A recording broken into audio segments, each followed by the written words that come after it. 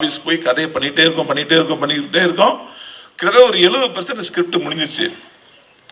அதுக்குள்ள அவர் மறுபடியும் சங்கத்து மேல ஒரு ஈர்ப்பு. அப்புறம் அவங்களுடைய மனைவி மந்திரியா இருக்காங்க.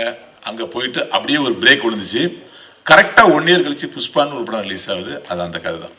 ஒன்று, இந்த படத்தின் captain of the ship RK Selvamani sir என்னுடைய அன்பு சகோதரர், என்னுடைய உடன்பிறகாத சகோதரர். என்னுடைய 28 வருட சினிமா வாழ்வை ஒரு 20 வருடம் அவர்கிட்ட தான் நான் கழிச்சிருக்கேன்.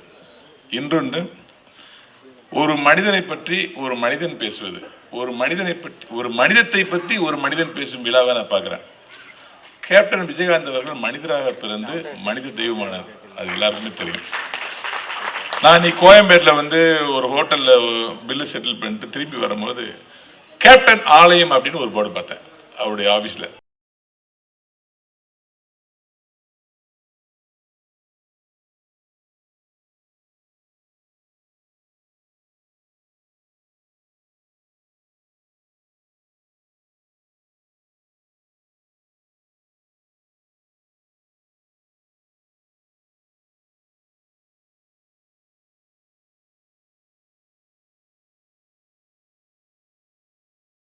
பெரிய வெற்றியடையும்.